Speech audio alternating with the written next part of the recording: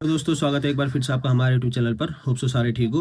और भाई ये वीडियो स्पेशल हमारे एसएससी स्टैंड 2026 की जो तैयारी कर रहे हैं, जो बोल रहे हैं कि भाई हमारे जो इंग्लिश है उसको समझ नहीं आ रहा, हम कैसे शुरुआत करें, कहाँ से शुरू करें, हम बिगिनर्स है, हमें वो क्या भी याद नहीं होती, हमें मतलब पता ही नहीं है कि हमने शुरुआत कैसे करनी है। तो देखो उन सबके लिए एक ही पॉइंट मैं बोलूँगा। सबसे पहले तो देखो, हर कोई पढ़ता है मगर एक बेटर गाइडेंस की ज़रूरत हर किसी को होती है। मेरे बोलने का मतलब है तुम्हें एक टीचर की ज़रूरत ज़रूर पड़ेगी।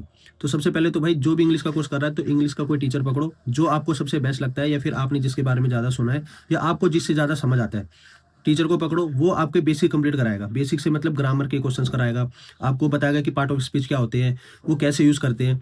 फिर क्या करना है, जब आपका कोर्स खत्म होने वाला होता है या फिर आप बीच में चल रहे हो, आपको क्या करना है, जैसे आपने पहले पढ़ लिया वर्ब, तो वर्ब जब चैप्टर पढ़ते हो ना, उसके तुरंत बाद आपको उसके क्वेश्चंस लगाने। क्वेश्चंस भी तुरंत नहीं लगाने, सबसे पहले क्या करना है, आपको प्रीवियस ईयर पढ़ना है। फिर चाहे वो उन सभी के लिए जो बच्चे बोलते हैं ना वो कैब याद नहीं होती, वो कैब कैसे करे, कोई भी चीज़ हो इंग्लिश में सबसे मेन है वो कैब। तो इसीलिए मैं हर किसी को ये बोलता हूँ, सबसे पहले प्रीवियस ईयर पे जाओ। प्रीवियस ईयर ही आपको बताता है कि हमें किस तरह के क्वेश्चन पढ़ने हैं, किस तरह के क्वेश्चन पूछे जाते हैं एसएससी द्वारा, फिर किसी भी एग्जाम्स के द्वारा। तो हमें सबसे मेन होते हैं प्रीवियस ईयर कैसे पढ़ना है। ठीक है, जब आप प्रीवियस ईयर पढ़ते हो ना, तो उससे आपको एक आइडिया मिल जाता है, हाँ भाई इस तरह के क्वेश्चन पूछे जाते हैं, चाहे वो नाउन हो, चाहे प्रोनाउन हो, चाहे एडजेक्टिव एडवर्ब, कोई से पार्ट ऑफ स्पीच हो, तो आपको पता चलता है किस तरह के पढ़ना है। अब बात करता हूँ मैं सबसे पहली चीज वोकैब की। वोकैब कैसे याद करना है, देखो 3-4 मेन पॉइंट है उसके वोकैब याद करने के। सबसे पहले तो वास्ट नहीं रखना अपना टारगेट। मेरा बोलने का मतलब, कई बच्चे क्या करते हैं, आज ही सारा वोकैब पढ़ लो मैं, नहीं, एक दिन में 25-30, आप अगर बिगिनर हो और जब थोड़ा प्रो हो जाते हो तो 50 कर सकते हो। मगर जब शुरू शुरू में ना, तो 50 नहीं 25 करो बस। 25 या 30 ऐसे वोकैब पकड़ो कि आज के दिन मुझे ये पढ़ना है। सबसे पहले तो टारगेट छोटा रखो ताकि आपको याद हो और आप रिवाइज भी कर सको। दूसरा तरीका क्या है, आपको क्या करना है, रूट वर्ड से याद करने हैं। रूट वर्ड्स मतलब कई ऐसे होते हैं, जैसे कोई वर्ड हो गया तो उसको मैंने अपनी लाइफ से जोड़ दिया।